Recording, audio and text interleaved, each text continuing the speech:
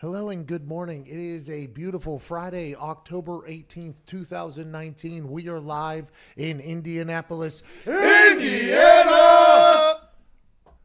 A man that chose not to play along with the Indiana chant, even though he is in Indianapolis, Indiana! A man who does commentating for the WWE. He was on both Raw and SmackDown, from a town about a driver away from where I grew up. A hilarious individual, handsome individual, a man that you heard about on the internet a couple times, maybe just a couple months ago if you don't follow WWE. An incredible man, Corey Graves. How's it going, Corey? I don't know if I can live up to all that hype in that intro, so well, I think it's all downhill from here. I think the good thing about you, Corey, is you are in the wrestling world, deep in the meat of the wrestling world. It doesn't get much deeper in the meat. I've literally, up until the changeover when SmackDown went to Fox, 3 weeks ago, I called basically every minute of WWE programming for like the better part of 3 years. Hey, every minute. People call Michael Cole the voice of WWE because he's been around for 20-some years. That's a farce. You literally, for 3 years, was the voice of WWE. And the thing I think I like about you most is, even though you are in the WWE world, which I assume a lot of people outside the WWE world will kind of jade you for it until they see your talent here with After the Bell, your new podcast, I feel like you drop your smart ass into anywhere and you would be an absolute hysterical creature of an individual. I think I'm reactionary, so as long as I'm in like something of an uncomfortable situation, I can sort of try to make it funny. I also get really uncomfortable. I'm kind of a shy person, so my instinct is to joke and make fun of things. Well, speaking of uncomfortable, I mean, you're on Fox now on Friday nights. It's not just like cable, like up in USA. Now you're on Fox, but every swinging male member has on their television. Everybody has the option to potentially listen to you. Yeah, I believe if you own a television, you can have Fox. That has to be a lot of pressure, though, to know that, hey, there's people watching this that have no idea what they're watching right now, and I just have a microphone free to say whatever I want over top of this thing. I never really thought about it that way, so now when I have stage fright tonight, I'm going to go, oh, my God, there's like 4 million people listening to me. What am I going to say? I don't know what to do with my hands. It's going to be very uncomfortable. Hey, just poop all over yourself, man. It's good content. Corey will be guest hosting here the first hour and hopefully some more because in the second hour. Because I'm actually moving to Indianapolis. Are you really? No. Bro, I got so excited. This is a good city, by the way. It's not bad. No traffic. Very small, very clean. Hoosier hospitality is a real thing. There's not a lot of people around. You can kind of do your thing. And by the way, dollar goes a long way. Yeah, I enjoyed what I saw of it last night. That being, I got upgraded to the penthouse suite at the hotel. I felt like I was in a rap video. It was the coolest thing I've ever done. That's what happens whenever you're on Fox, dude. I think it's because they recognize my girlfriend, but hey. You do have a pretty notable lady and a pretty notable relationship. You're a part of a reality television show now. That's awesome. Good for you. What an experience that was. Reality TV, something I never knew I wanted to be a part of and still don't. So people don't know this that aren't in the WWE world. The WWE have wrestling, yes. They have live events, yes. They have merch, yes. They are international business people, yes. They do streaming rights, yes. And they make movies. John Cena, shout out. Mm-hmm. John Cena, he's Marine 14. He's the guy. Long hair now, whole new world. I think he's in like Fast and Furious 14 now. Yeah. He's a firefighter now. He's a lot of things. John Cena sure is a lot of things. Everybody knows WWE, WWF. They also are in the reality television business in a show called Total Divas on E! And it is everything that you hope for in reality television. Just everything that you could possibly imagine. There's drama in there. There's controversy. There's some emotion. There's everything. And old Corey Graves was just dropped right in the middle of it. And Smack dab in the middle of it. I love everything about that. Due to no fault of my own. It was an experience. I can't watch it. I can't watch it back. I wouldn't either. I get severe anxiety. It was a very bad period in my life, so I don't choose to relive it. But I understand it's quite a show. My girlfriend watches it a lot, and she has to like tweet and do things during that. And can you explain to people who your girlfriend is? My girlfriend is WWE superstar Carmella. Okay. So if you're not a WWE fan, that also means nothing to you. But it means something to you, though, because these two took over the internet whenever they started dating. Not started dating, but whenever it got announced to the world, it came out of left field for a lot of people. And honestly, I think it's a couple made in heaven, man. Honestly, I think you two are good for each other. You got a little dog now, Pancakes. Pancake is the most successful part of our relationship. She decided to make an Instagram page for that dog. And basically, in a weekend, the thing got like 8,000 followers. Yeah, wait till that dog's making you money, man. You're going to That's- love it. I mean, that's the goal here. That's really what this is all about. That's my retirement plan. What was that, Robin Big? They got Meaty on the cover of that dog food company. Right? They're trying to get him on the cover of the box of the. That's what we need for Pancake. Well, listen, we got quite a platform here. I think the Pat McAfee show could be like the genesis of Pancake's real rise to superstardom. When I say this, I mean this. People listening to the show probably hate the thought of Pancake being popular. Understandably so. I almost choked on my own words as that was coming out. If you're watching along at home, we are currently scrolling through old Pancake's Instagram. It is quite extensive. Simultaneously, I'm also crushing any credibility I have in the world. But when people see my little white puffball dog, totally a gimmick here. Tattoos, the whole like punk rock thing. No, I got that dog, ruined everything. You are a super punk rock dude. I'm not super punk rock. Yeah, you are, man. You got tattoos on your face. You have a skull ring. I do have a skull ring. Yes, I sure do.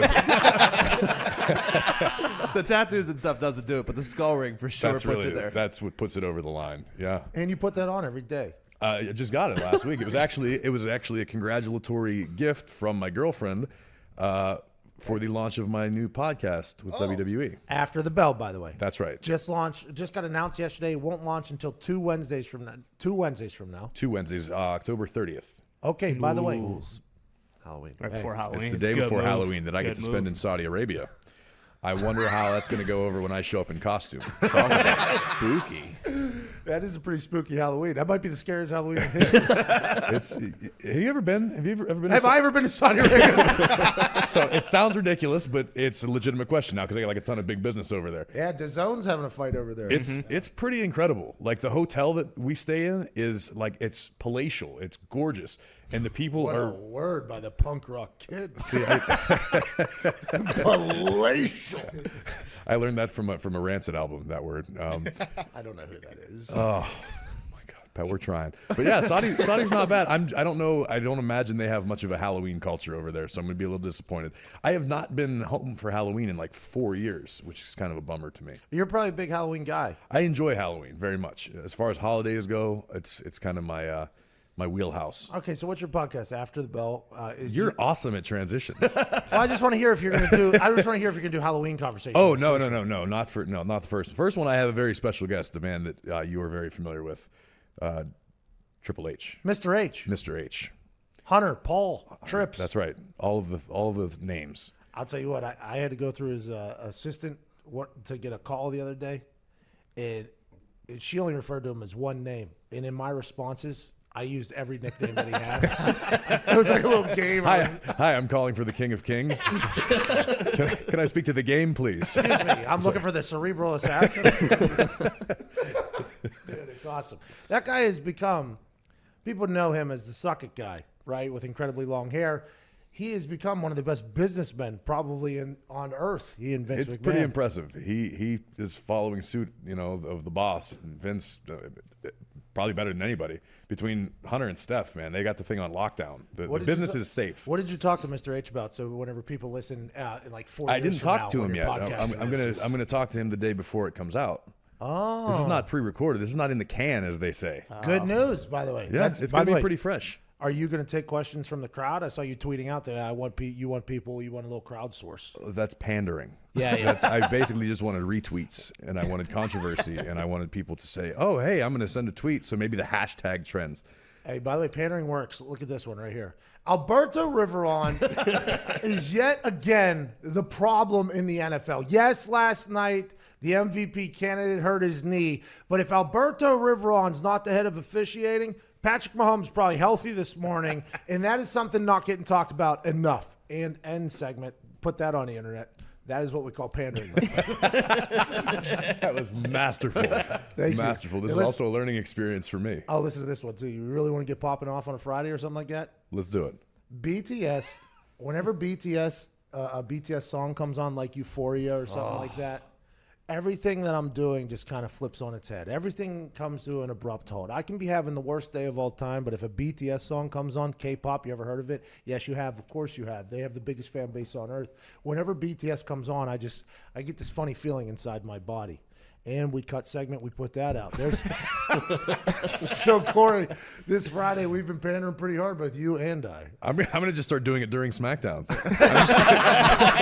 Just go off on a random sidebar tangents and just when they start looking at me. If you were to make a BTS line on SmackDown, dude, when I say this, I mean this.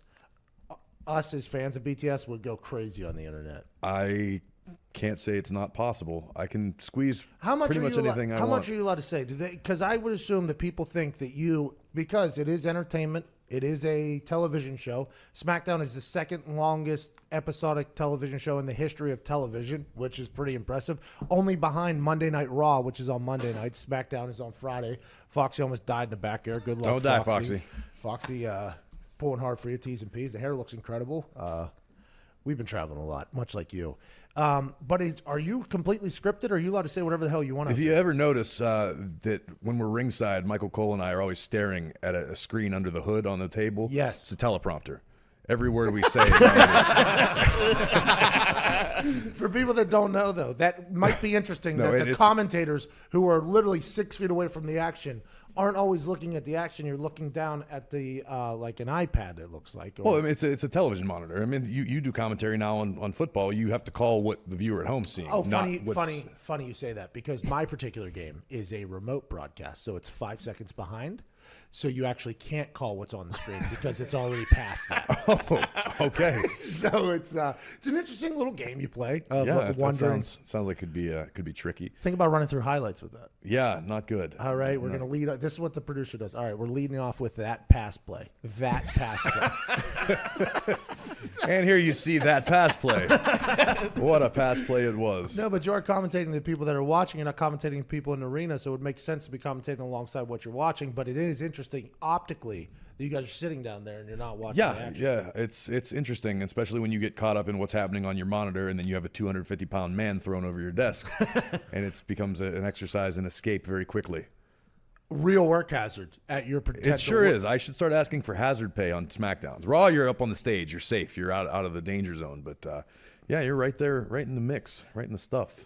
WWE has been around forever. Well, it was once WWF, and then the wildlife folks came in, and really, the World Wildlife folks, they came in. Never heard of them since, by the way. They got the panda thing every once in a while. I mean, every once in a while you see a panda rolling around, which is a shame for pandas, by the way, because they can eat meat. They just live in an area where there isn't any, so they're forced to eat bamboo. They're so lazy. They're so lazy to go search for the meat. They'll just eat the stuff that they're not supposed to eat that's right in front of them. Too lazy to have sex with each other. Yeah, I was going to say, they hate reproduction, Well, so they're that's, I don't really have high hopes for them as a species. Just let them go. I mean, really, on. wow. Yeah, but if they go, by the way, WWE might become WWF again, because that's all really the World Wildlife folks got is the That's true. is the panda on the thing. Which, ironically enough, I've seen the panda more with a steel chair in pop culture. Seriously, it's like it's if you walk through New York City, you know how there's random T-shirt stands just on corners. There's the World Wildlife Fund panda, but it's got a steel chair over its head, as everyone still thinks that WWF. It's a good is T-shirt. wrestling. World Wildlife Fund. That's what it's called. That's the panda people. I honestly, this sounds very dumb. I thought it was World Wildlife folks. And I thought it was Foundation. Maybe it is Foundation. I thought it was fun. I'm not. I don't know. Definitely not folks. It's definitely not, folks. WWF has been around a long time. WWE has been around a long time. And it feels as if with going to Fox here, you guys are just in a whole new, it's like a rebirth almost. It feels like you guys are just getting started over there. It's a lot of new eyes, man. I mean, you figure you go from cable to broadcast. There are a lot of people who, you know. How many people watch week one? I believe in the neighborhood of 4 million. But how do they count that? I mean, I don't know how these humans count things, because with DVR, Hulu, people stealing stuff on Fire Sticks. Dude, I have no idea how they count it. I just pointed right at Nick, by the way. If you're listening to CIA, FBI, if you're Ellen DeGeneres, CIA operative, that guy used a fire stick. Right It's great. I'm getting you one, too. We're in the presence of a true pirate. People don't think about that. He's been grabbing booty too, man. He's getting everything on there. But how do they count How do they count the humans? Is that just a I think guess? that's based just on like the Nielsen ratings. I don't think they factor in all the like. Yeah, I think it's people like an watching. estimate, right? Yeah. It used to have a special box, and if you had a box, they would know how many people lived in your house, and they'd be like, okay, well the TV was on from this time to this time, so there were probably 4 people in the house, and it's like a total guesstimate, I think. 4 million people is a massive amount of humans. It's a watching lot, yeah. something. Especially a lot of people that maybe hadn't seen wrestling in probably 20 years. That's what I think is exciting. I think there's probably going to be a lot of lapsed fans who kind of lost touch over the last decade or whatever, that it's new, and Fox has done such a great job of presenting it and putting it to the forefront that I think hopefully someone can go, hey, I haven't watched this in a while. I'm home Friday night. It was, by the way, it's been a real dilemma for me. Dateline Fridays, I like to see. You know what I mean? I like to see who murdered what. You know? Sure, And I sure. normally figured out pretty early Lester Holt. Let's make it a Lester little Holt did the murder. No, Lester, let's make it a little bit more difficult, okay? We can't just interject a second brother out of nowhere. This guy was seen on camera next door. We'll talk about that later. I'm like, let's not talk about it later. Let's talk about it right now. That guy killed the person. And then an hour, like 2 and maybe 45 minutes in, you learn that is the case. So I think they call that a red herring, right? Oh, good one. Good bird. that's like the canary that goes down in there and sniffs Yes. out the gas. Yeah, exactly Isn't what the it is. red herring though usually what It's everyone not. thinks it Yes, is and yes. it's not? It's Throws you off the throw scent. you off the scent. They don't. Lester doesn't get me. No? Lester doesn't get You me. look like a man who's never been gotten before. He's never Hey. been red herringed. Hey, I'm gonna get got, but I'm gonna get mine more than I get got though. What's the band I have to talk about on SmackDown? BTS. Okay, I'm trying to just put this into my brain. BTS, you make a beat. Listen, when I say this, I mean this. You make a BTS reference, all of us will appreciate it. I assume the listeners who were forced to appreciate it last week will appreciate it. But BTS gang, the army, watch your social media just. I'm curious about this experiment. It's gonna happen. What are you even talking about? Like, if somebody just does something good, you're like, oh, that's almost as electric as a BTS performance, and they're just like, Oh, I wasn't worried about my ability to do it. I'm just no, but I'm curious saying as it to has what to the be response is going to that be. small. It doesn't even have to be because they fight for the BTS rights. I mean, they are out there so people know who BTS is. South Korean pop band. Not a lot of people know about them. They come to America though. They got the juice. And the teeny boppers, boy, do they love the BTS. It's like- just like us. Yeah. Just like us. It's like if you took Backstreet Boys and NSYNC in their prime and multiplied it, and combined them, and then multiplied it by 100. That's how electric BTS is. Wow. Yep. Diggs wouldn't lie either. That kid No. wouldn't pander at all. No, Look at no, that no, face. no. That kid's not a panderer. Something funny, Corey? No, I was agreeing with you. World Wildlife Fund, by the way. Yeah, thanks. I'm still thinking about Zito calling red herring a bird. It is. It's a fish. I just That's don't. a lie. Yikes. Are we positive? 10:18. We got to get to a break. We'll be back on the other side. More riveting conversation, I assume. Michael Lombardi's joining us. Is he on the phone? We're calling him. Okay, so Michael Lombardi will be joining us. What kind of operation you running here, McAfee? One that definitely waits for the beat to drop. For sure. Michael Lombardi will break down everything that happened last night. Chiefs, Broncos, Joe Flacco. Turns out, stinks at football again. Didn't know that. Patty Mahomes got hurt. That's a big story. People saying he potentially dislocated his patella. I did that. Nightmare of an operation to deal with. I could walk 3 steps and kick a ball. Then I couldn't walk for the rest of the day. Every single day I did that. If I'd actually be an athlete, I'm not sure I'd be able to pull it off. The fact that he walked off the field, I would have had to be Paul Pierce down there like that. My pants. Michael Lombardi on the other side, full NFL breakdown. Congrats to UCLA getting a win in Stanford last night. In front of about 200, 300 people in that stadium. Stanford's beautiful. I wouldn't want to go to a game either if I had all those Oh, no. options. Incredible campus. I gotta go trade something and make me $1 billion. I ain't got time to go watch UCLA get a win. 10:19. You're listening to the Pat McAfee Show. I have no idea why.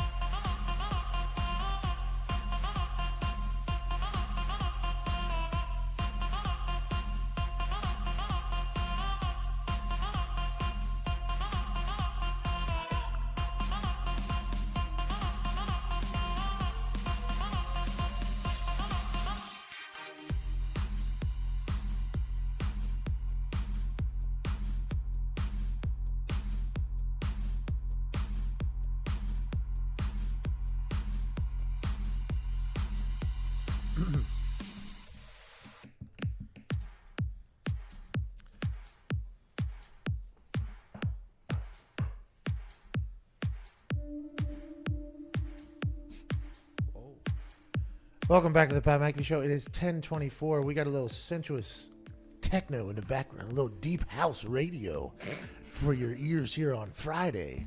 About to launch you into an incredible weekend. We are no longer next to 1017 The Bone. You're in the bone zone. It's 107.7 The Bone. Have just a little bit of respect for our neighbors at our studio in San Francisco. We are back in Indianapolis, Indiana. Very excited to be here. Joining us now is a man who joined us last week. And when I say this, I mean this.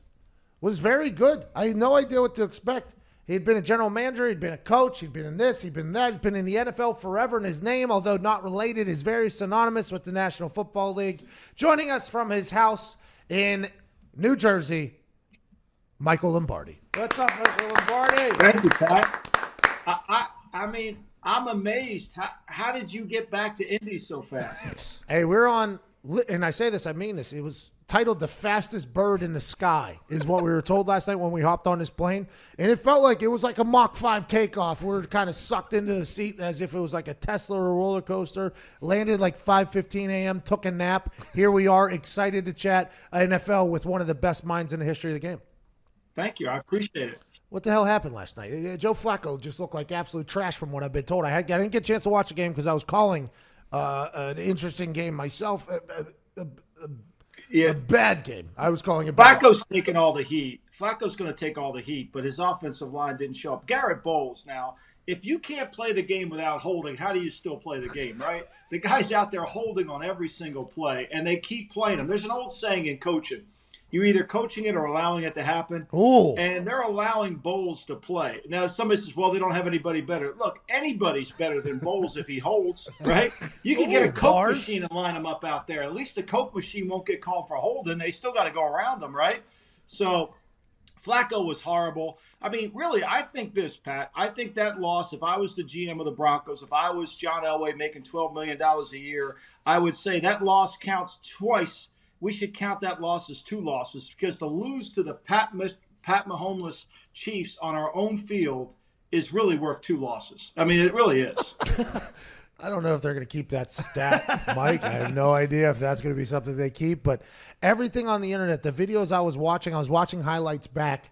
Joe Flacco looked like he didn't give a single damn, and Troy Aikman was not letting him get off easy either. Troy wanted that thing to be a game. I think it could have been a 3-score game if they scored. Troy Aikman was going after him. Then there's a video of him looking very scared as a guy's in his face, and then there was a fadeaway throw out of bounds where the guys were 5 yards away. It almost felt like Joe Flacco was in self-preservation mode last night with the Broncos, which isn't good for your starting quarterback to have, especially if your offensive line isn't great.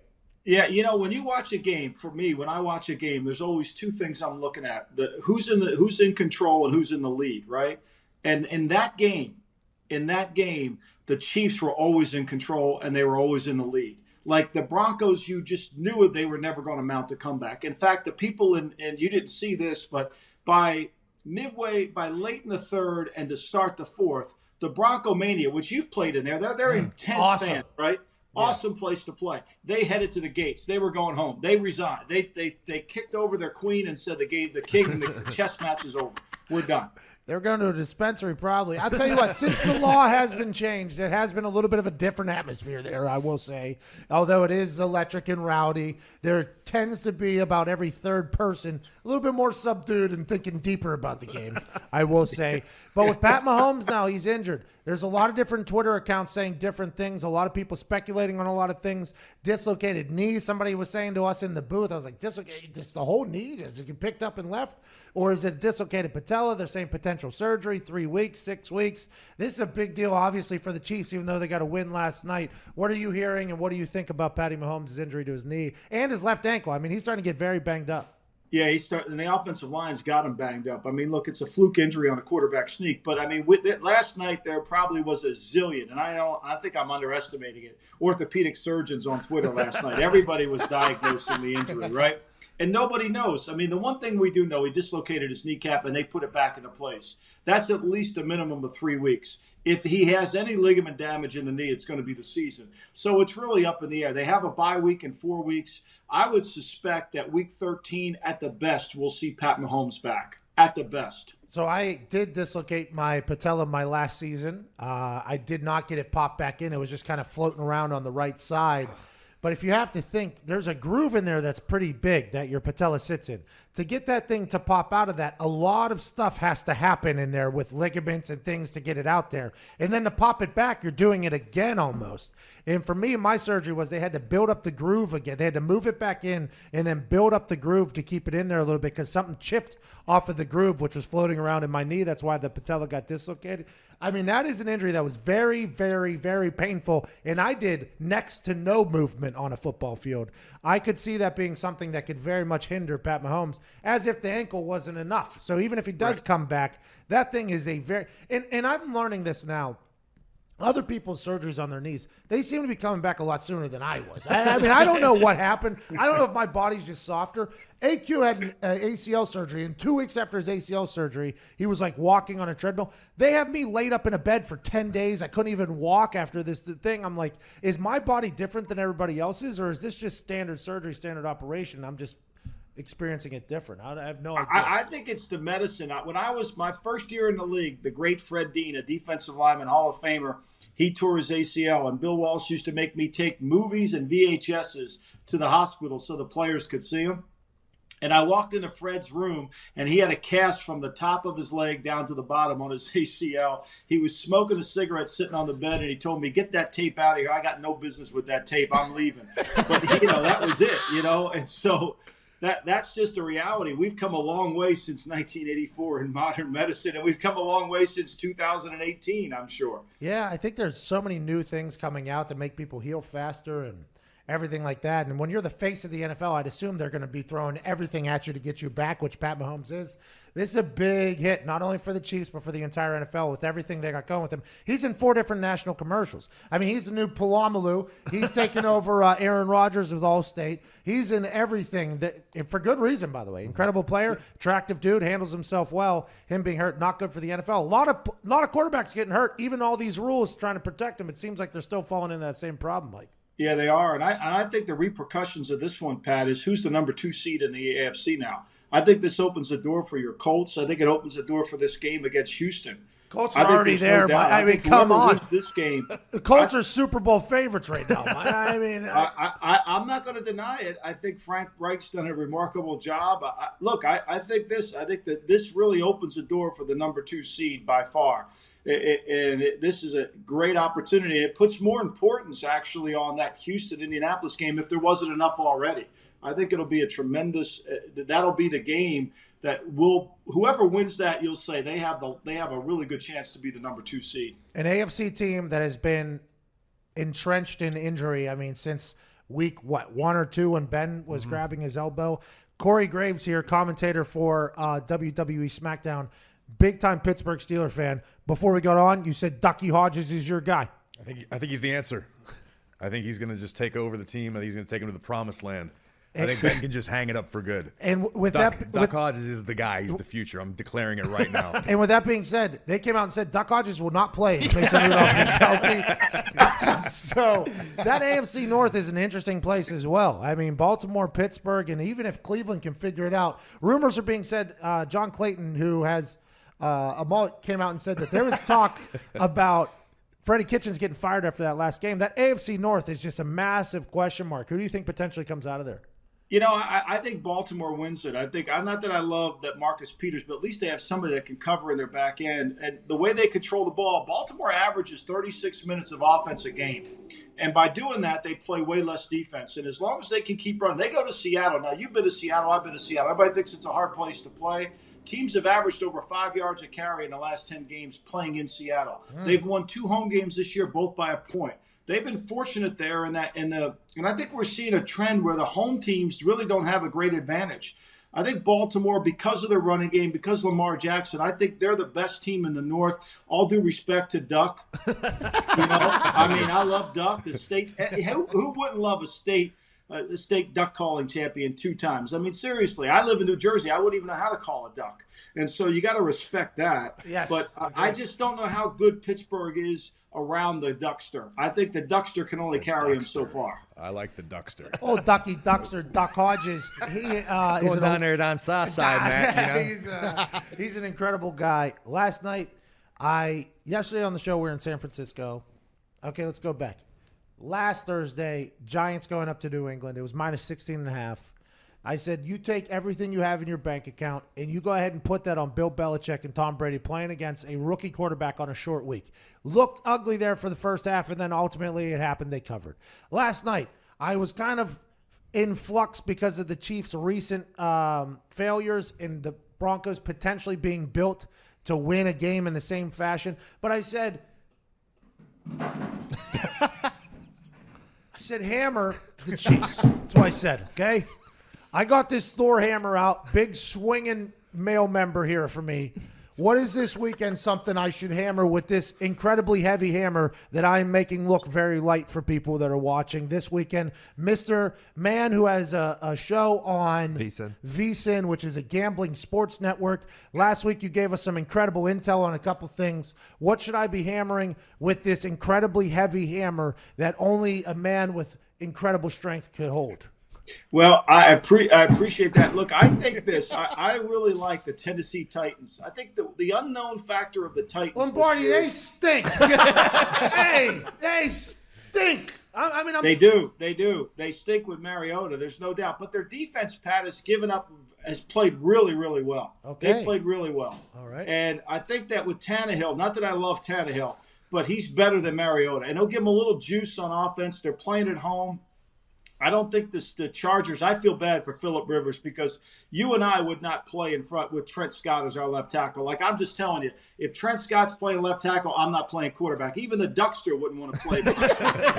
You know, so I don't want to do that. I like Tennessee. I'll give the points to the Chargers. I think the Chargers have too many injuries. Travis Benjamin went on IR. They've got too many injuries. The other game that I think it's interesting, is that the 49ers are going back to the Washington. Washington struggled mightily to beat the Miami Dolphins, right? And they're only a 9.5-point favorite at home to a 49er team that's been just flat out dominant. They've only allowed 1 third-down conversion in the last 2 weeks. I mean, they've been dominating. And where is the Redskins going to get offense? I mean, the Patriots covered a 21-point spread there and weren't even playing their best football. So I like that game. And I also like the Raiders in Green Bay. I think the Raiders are playing really well. I think Green Bay is going to have a hard time staying on the field in terms of their defense. I think they'll be able to move the ball on the Packer defense. The Raiders are the number 1 team in the National Football League on first down efficiency. And when you can stay ahead of the down and distance like they have been, it makes your offense much better. Okay, so we got 49ers, Titans, and Raiders are who Mr. Lombardi likes. Walking right into Ty Schmidt, who is an owner of the Packers house, and just slaughtering the Packers. I don't think you like that to hear that. Yeah, no, I'm not worried about it either, though, because people just keep picking against the Packers. Guess what? They just keep winning. So, if we're talking betting, then that's a different story. But what is the spread on that? What is the spread on that? Well, it's open at 6.5, Pat, and it's come all the way down to 4. So there's a lot of sharp money going in on the Raiders. Ooh. And it's probably right now in most books it's 5.5. I think you're seeing that. I think the sharp money's been on Tennessee. The sharp money has been on the Raiders, and I think a lot of sharp money's coming in on San Francisco. The other game, I don't know how Buffalo beats anybody by 2 touchdowns. I mean, 16.5 points. I think that's a hard one, but I would never take Miami. I couldn't trust them. Fitzpatrick stepped in last week and turned that entire franchise around. He did. They were 1 2-point conversion away from getting the number 1 pick. They almost won the Suck Bowl, but were 2 yards away and just couldn't get the job done. Ryan Fitzpatrick I like that bet a lot. I like the Miami Dolphins plus 16.5 against Buffalo Bills. Bills are going to win. Congrats to Bills Mafia for sticking with a team that was bad and finally being good. But I like that a lot. Diggs, our degenerate here, has a question. Mr. Lombardi, Fitzpatrick, Mariota, McCoy, Case Keenum, Eli. If Mahomes is out all season after this MRI comes back, any of those guys go to KC? Oh. You know, I mean, somebody mentioned Eli Manning. I mean, behind that offensive line, Eli Manning would retire before he played there. There's no chance he could survive in that there. It's interesting what they do with Mariota. I don't think they'll give up on Mariota, but I could see them making a play for Mariota. Mariota's loved by all the West Coast coaches. He's revered by them because of his athleticism. I can't see John Robertson trading him during the season. I think he'll sign with Philadelphia or a team like that next offseason as a backup, but I don't see that one happening. Eli, I don't see getting traded. I think it's going to be hard for the Chiefs to fill this void because there's teams that, now maybe the Duckster could be available for a high first round. Whoa. Let's not get maybe crazy. That could happen. I don't know, but I think it's going to be hard to trade for a quarterback in this marketplace because there's very few of them available. I mean, you lose your backup guy. I mean, Pittsburgh traded Dobbs, and then they lose Everybody. Rudolph, and now they're back down to Ducks. You So I mean think they're you gotta be blessed? careful. They're blessed with the Duckster, okay? Well, what's and you, funny with Lombardi, that? you need to calm down. You don't trade away a first ballot Hall of Famer, okay? You're right. You know what I used to say at the Raiders all the time? We're just a couple injuries away from having a good team, and I think that's what happened with the Duckster. The Steelers were just a couple injuries away from having a good team. That's all it took. Mr. Lombardi, I can't thank you enough. Your brain is incredible when it comes to this football world. I appreciate you once again making some time for us. Thank you. From your beautiful abode. You look good this week too. You got a little dressed up. I see you a couple layers. Yeah, I did. I wanted to kind of step up my game. I wanted, I'm on with royalty here, so I had to step up my game here. So I appreciate it. We still must discuss in detail that when I was at the Patriots and you were at the Colts, the fake punt. That should be a documentary. You're breaking up, that we Mr. should- Lombardi. I am so sorry. You're kind of losing. I think we're losing service there. I guess we'll have to talk to that maybe next year. 10:40 here on this beautiful Friday, October 18th. Michael Lombardi, thank you so much. Thank you. I appreciate it. He says hammer the 49ers, Titans, Raiders over to cover against the Packers and the Buffalo Bills. The guy makes good money gambling. I assume. He's probably smart bets. I don't know if he's got one of these, though. When this thing comes out, empty the bank account, boys and girls and BTS fans. 10:40. More with Corey Graves on the other side. You listen back.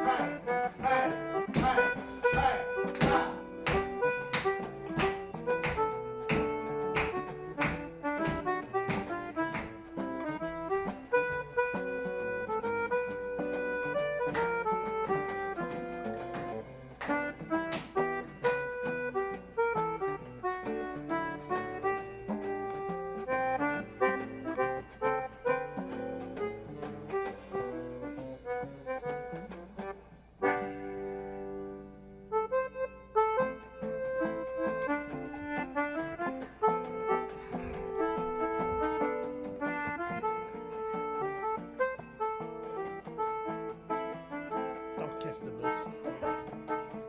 Welcome back to the Pat McAfee Show. We have been joined by two mimes here who just put on an incredible display of strength. The one guy who's bigger than the little guy was weaker than the little guy, which is very interesting to me.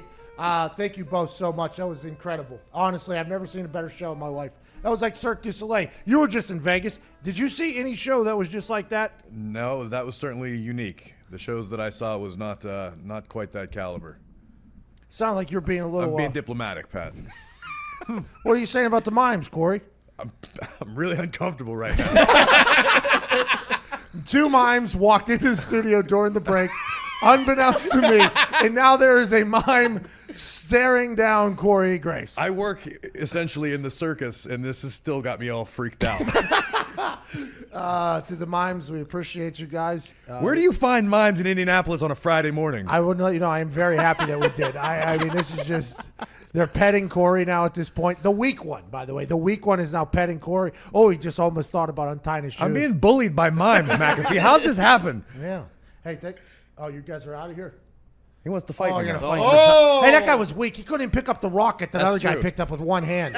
Don't worry about the weak one. He's no problem at all. The small one's being the voice of reason. See what I did there? Yeah, he's got no rhythm, though, this guy. He has to be the voice of rhythm because he can't dance. He's super jacked. See? Oh, this guy can dance, though. Look at him. Oh, this is great radio. I'm so sorry for listening. That was magical. Hey, thank you so much, mimes. Appreciate you guys. That was awesome. That was really good. I'm happy we did that. I had no idea that was happening. I told the boys, I was like, hey, during commercial break, I would like some sort of entertainment because we don't sell commercials here on DAZN or on our YouTube or on Twitter. So normally during commercial breaks, we're just sitting there. He's still staring me down from outside the studio. The mime is peeking his head through the window, ready to fight Corey Graves. We couldn't get it. What a hilarious life we live. We were in Palo Alto 10 hours ago. Now we're sitting here for an entire amateur mime act. How do you feel about what you just saw there, Corey? You know, I don't know how to feel. I felt the entire range of emotions in the last few minutes. I went from fear, surprise. I felt bad at one point because I wasn't sure if it was possible for a mime to bomb.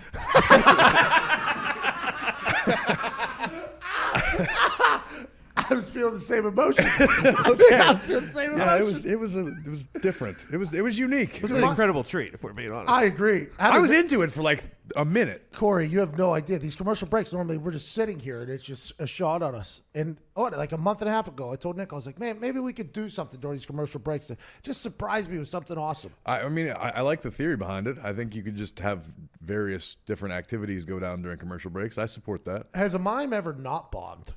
That's the next question. So as I'm watching, I feel like I saw something from I don't know if it was a movie. There's like a list of the rankings of comedy, and mime was at the bottom. That was the worst thing you could. I don't know. I laughed a couple times at those guys. Hey, I like what just happened there a lot. That was a moment for me right there, just out of nowhere. I mean, no, I did not expect it. That's beautiful. We got Jeremy Piven here in a little bit. Corey Graves joining us. Corey Graves is the voice of WWE for the last 3 years. Now he is commentator on Fox's SmackDown, which is tonight at 8 p.m. Eastern Standard Time. And tonight you guys got a good show for the people. So far, what I know of, it will be the Intercontinental Champion Shinsuke Nakamura one-on-one with the big dog Roman Reigns. Ooh. Yeah, that's a big one. Fox isn't wasting any time bringing out the big guns for the first few shows. You know, Hey, that big dog Roman Reigns, High draft pick. Georgia Tech, Georgia Tech football player. I think he was on the Vikings for a little bit, then the CFL. Is that Brock Lesnar? Brock Lesnar Brock played tried for the out Vikings. for the Vikings, made a few cuts, but then he ended up ultimately not making it. So then he decided to become the UFC World Champion.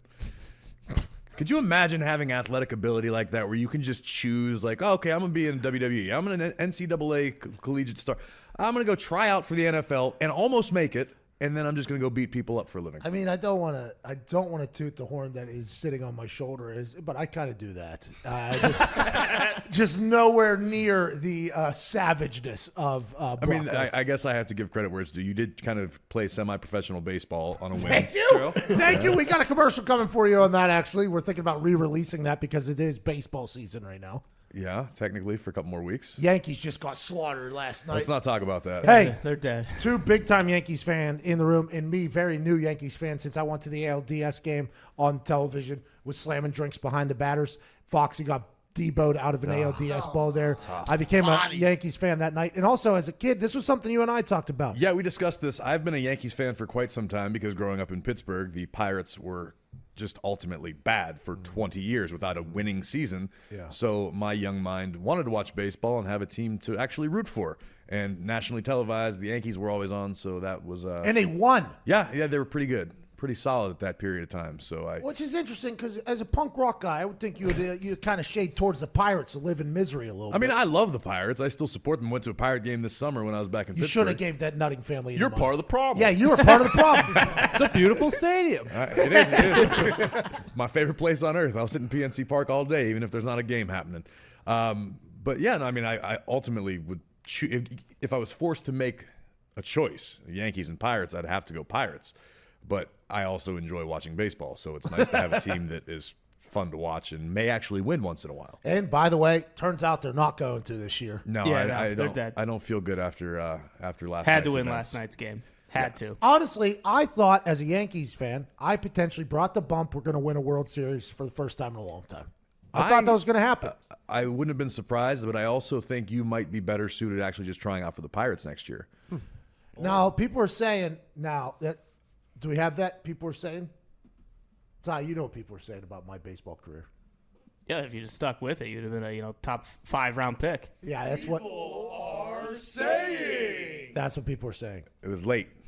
Well, I was deep in the meat there. We didn't give Foxy much of a heads up. He's running 4 different things. He got Zito back there. He thinks there's no salt in the Pacific Ocean. I mean, there's just a lot of stuff happening between those two dudes. There right isn't. there. He's been proven wrong by plenty of people with very intelligent brains, and he still sticks with the fact that he does not think there's salt in the Pacific Ocean. I cannonballed into the ocean, and I didn't get salt in my eyes. So, Surprised there's any water left. jeez, are you kidding me? Wait, was that the video of you punting that seal? I know that thing. That's been around for a couple years, by the way. Every time it makes a new appearance, I get mentioned like 4,000 times. I respect the hell out of that whale. That orca whale with that tail just sends that seal. I think it might crack the ozone, that seal. I've never seen he's a savage. He's a bully of a whale, by the way. Sure is, Because yeah. normally they just come up and engulf those things, I think, if they see them. That's why whenever you're surfing, you got to watch out for sharks and whales because you look like a seal up there. You know what I mean? When you're surfing on a surfboard, you got to keep your hands and arms inside the vehicle or you're going to get eaten by something from the bottom of the ocean. Everybody knows that. I'm a big-time surfer. But for him just to toy with that seal and just bomb that thing, that's a bully, savage move. And I just think about him and all the other whales like, you see what I did to that? Did you see the other video? I just saw it recently that there's some sort of bird of prey that has, I believe, like a rabbit or something, and he's flying above the treetops, and he lets go of the rabbit, and the rabbit is spiraling, and then he swoops down and picks it out of midair again. Think of that rabbit. I'm free. I'm free. Yeah, I'm free. Like he was just totally screwing with the rabbit. It was pretty brutal. It was a red Okay, herring. we got about a minute here before we got to get to a hard out for the end of the first hour. Cool. After the Bell podcast is launching. October 30th. Why should wherever- people listen to that, even if they're not WWE fans? Well, I don't know if you're not if you're not a WWE fan, maybe you can find my dry wit and sarcasm entertaining. But if you are a WWE or a wrestling fan, I have unlimited access to the actual superstars, like the guys that you watch on TV, not somebody from 25 years ago or somebody who got fired. I have the guys. I have access to them. Whatever you want to find out, I'm the guy. I can actually be a source. I can be my own source and get the answers. I got you Triple gonna- H on the first episode, man. I mean, what do you want to know? How are you going to ask real questions to Triple H? That's what the people want to know. The first thing I'm going to ask is how the hell Pat McAfee still works here. And I'm not sure I do. 10:55. Can't thank him enough. He's got a long work day ahead. Check him out tonight. Fox, 8 o'clock.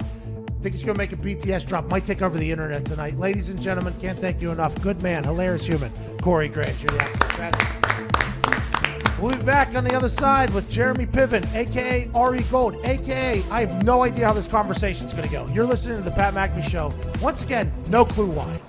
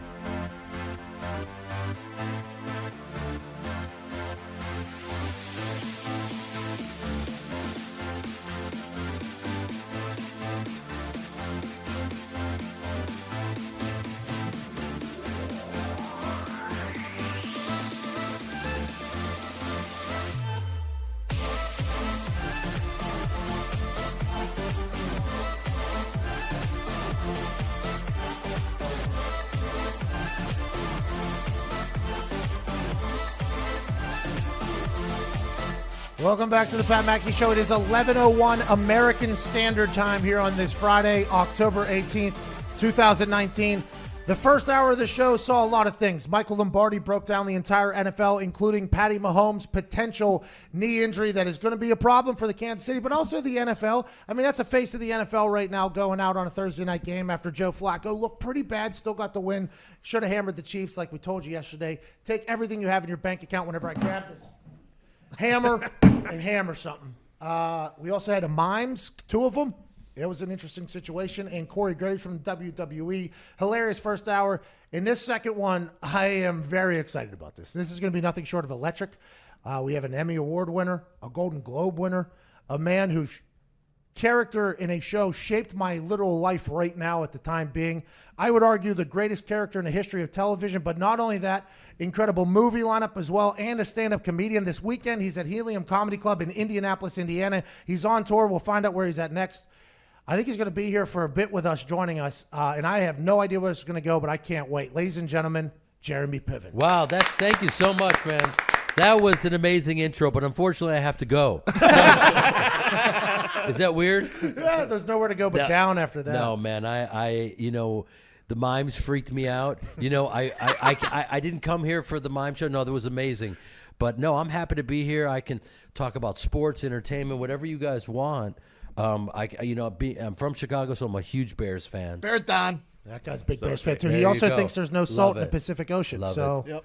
Wow. Well, look at that's one of those throwback helmets. I love it. It's really cool. Well, he's also awesome. a throwback idiot, too, the guy I love it. that you're currently speaking to. I love it. You know what? What happened to the Bears and the Raiders? What do you think the variable was? With Jet that? lagged. You think that's what it was? Oh, yeah. We learned that the Bears just aren't good in England. That's what we learned. The Okay. Bears aren't good in England. So the Raiders didn't have to fly over as well. So the Raiders They came a week early. They live in Notting Hill, right? With Hugh Grant. They came a week early. Is that true? Oh, yeah. That's so smart. John Gruden, God bless him, man. He is not playing around, that dude. But you thought that, Khalil, because I was over there in England for the past 4 years shooting a TV show called Mr. Selfridge that was on PBS here. 11 people saw it. Don't worry about it. Do I sound bitter? Because I am. Because I am. Hey, it was a great show, though. I mean, I remember watching it. I was one of those 11. All of us, we might have been the 11. Right on. actually. Amazing. Amazing. But I will say that the NFL players would get over there, and it's a great time. So, I don't know how much of a variable that is, but I thought, that the boys would come out a little harder than that. It's tough. The England game is tough, and I mean that as somebody who went over there, and our team lost, and I didn't have much to do with it. I mean, I kind of chilled on the sideline a lot of the game. But we lost to the Jacksonville Jaguars over there. Routine gets broken. So, football players, for all of their faults and for all of their incredible abilities, super routine individuals. So, okay, at this point I do this. At this time of day I do this. I eat at this time. Yeah, but hold on. Let me interrupt you because I have no idea. You're an elite athlete, and I'm a civilian. But Khalil Mack is one of those guys that defies all the odds. He didn't have a training camp. He came in with the Bears, and he literally had the game of his life. I think he had maybe, he just put pads on for the first time, since the season before. They just pointed him to the field, and he just started wrecking stuff, right? So I think Khalil Mack. The routine doesn't matter. I don't think so, but he didn't seem like himself. You know what's interesting to me with you is a lot of you Hollywoods, don't follow the sports, the footballs. I think whenever I go to LA, what I realize is there's a lot of other stuff going on. We're out here in a lot of the big time football cities, Chicago being one of them.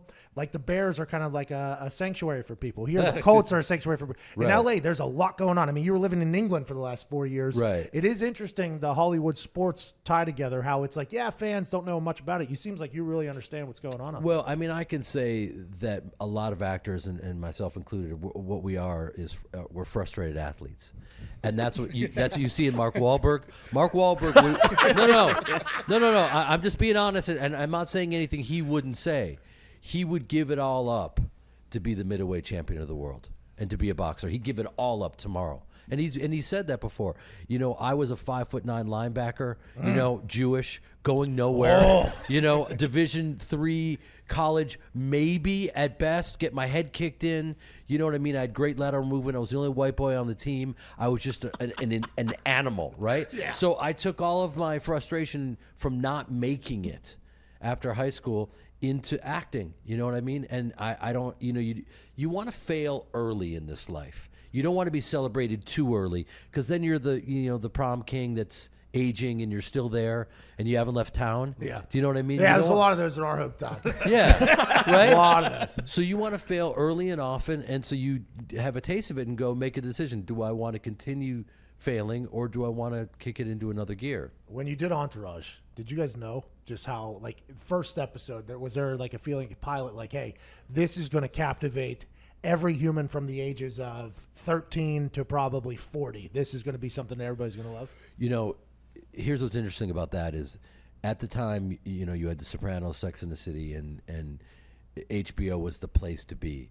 And right out of college, I did a show called The Larry Sanders Show, which kicked off original programming, which is dating myself even further, because we're going to talk about stand-up comedy. I started at Second City with Chris Farley. That's how old I am. I mean, you go way, way, way deep. You don't look like it, by the way. Bro, you know what? I am incredibly vain. No, I mean, that's that's the variable. I'm not a fan of aging. I don't want to do it. It's not right for me. You know what I mean? I have people coming up to me going, bro, we're the same age. And they're in a walker. They've got gray hair. And I'm like, no! And they go, why'd you do that? I'm like, that's the sound of me internalizing my mortality. Because when I see someone my age, it freaks me out. You have to understand, I was in Chicago. When the 85 Bears, I was there when Jordan and Rodman were there. Oh, you're old. I didn't know you're old. Bro, I don't even want to get into it. I wanted to go back to Hollywood and frustrated athletes and all of that stuff, because it's true. We are frustrated athletes, and I wanted to be a football player more than anything in the world, and it was my great love. And then you get hit with reality. Like, look, if you looked at a picture of me next to Brian Urlacher, that shows why I can't be a linebacker in the NFL. Science says. Yeah. But I chose the right thing, and so I get to be creative and do my thing. And I'm here at Helium all weekend, and Indy, I was shocked at, first of all, how cool that club is. Yeah. It's the dream for stand-ups, because it's an intimate setting where you're all in it together, and that crowd was on it from the jump. I was inspired by them. I just literally wrapped a movie. We're shooting 6-day weeks, got on a plane, came here. I was beat up, and they had such energy. I was like, I gotta just bring it for these people. Yeah, that has to be everywhere Yeah. you go, though. And it's literally because, I mean, still to this day, I'd assume a GIF of your character, Ari Gold, is used once every probably 10 seconds on the internet. Whatever it is. I mean, just a character. Maybe you're right. No, I mean, like, everything from Let's Hug It Out. Yes. You know what I mean? When and that was one of those cases. Listen, Doug Ellen wrote the hell out of that show. And it was my job to say every word in that script, because it was brilliantly written. And so people think I'm improvising, and the reality is, it was like, for the Jews out there, it was like my Haftorah portion. Like, you can't stray from a word. So I had to lean into this stuff and make it all feel totally improvisational, but it was word for word, every single word. Are you serious? Yeah, 1,000%. So I had to prepare. Lloyd! Yeah, literally every word. If you were to look back, you'd watch it, and it would mirror every single word. Now, there were moments where he didn't yell cut, and I just said, "You want to hug it out, you little bitch?" Can I say that on the? I'm Yeah, I not think sure. so. Honestly, I'm not sure if you're allowed to. Okay. Well, that was an improv. That was an improv. Thank you. good. Thank Okay, you, we just buddy. got the okay. Oh, We just got thank the God. okay. Hey, by the way, I just learned something. Hey, you want to hug it out, you little bitch? By the way, when I threw the first pitch out for the Cubs, and they were like, "Do your catchphrase," and it was Father's Day, and I was just like, "Come on, Chicago, let's hug it out, you little bitches!" And they were like, "What just happened?" And I had to make a public apology to the Bears, to the Cubs, And I was only too happy. And those are my guys. I was horrified. So, that can happen. They didn't realize that was my catchphrase. To go back and answer your question. We've been told by the youngers of our society that you have a nice little catchphrase. Right. Maybe you throw the ball out there. You're a retired athlete, 5'9" guy. Throw the ball well, and then we'll give you the microphone and just go ahead and cut that thing loose. We'll be excited to have that moment. Absolutely. This water is amazing, by the way. Whatever is happening with this water. The good thing about our water here is we actually filter that ourselves. It is really tasty, really tasty water. I digress from your question about did I know when I read the Entourage script. Here's the thing. Because the pedigree of shows around us was so great and HBO was the place to be, I knew certain variables like everyone wants to know about the backstage life of Hollywood, like we want to know about the backstage life of athletes and all this great stuff. So I knew that people would be curious. I knew that Mark has a very serious entourage, and it was based on something that is authentic. Mark is that he's a real hard-working dude that has these people in his life that he's been loyal to. There's a drama turtle E. There's an Ari Emanuel. He bought the How similar? Identical. This guy. Oh no. But I mean, the thing about Ari is he's, as you know, a brilliant businessman. Brilliant. And he gets it done on the highest of levels. And, he is eccentric and reactive and all those wonderful things. And so I just basically took from him. And so I knew personally, when I signed on, the character had one scene in the pilot and you don't know what the show is going to be, and you just kind of jump in and it's a leap of faith. But I knew, wait a minute, based on Ari Emanuel and Mark's life, there's something really, if we can just kind of be authentic with the depiction, we could be onto something. And I knew that character was just fascinating. And he's an equal opportunity offender, and he's got, ADD, like you've never seen, and he loses his mind. And I was like, if they let me play that guy, we could be onto something. The rehab or whatever with the wife is just because now I have an agent who's 24/6. He celebrates Shabbat Shalom every Saturday. He goes off the grid. Yeah. So I think he has those same potential moments where his phone is ringing and he can't answer it. Right. So now I'm getting a chance to experience and live back through those days, and it's just incredible. It's been incredible. It's awesome. Yeah, it is. And by the way, had we not gotten it right, we would have heard about it. So it was up to us to be as authentic as possible. And yeah, I had the time of my life. And it's funny because I think right now, and I'd love to hear what you guys are watching, but I think, we have all this content. So much. And not a lot is breaking through. And I think people are looking for that, what's that next show?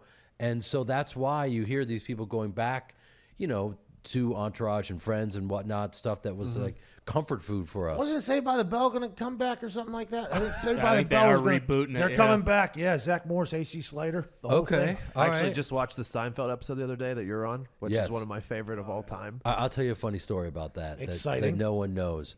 It's gonna out me.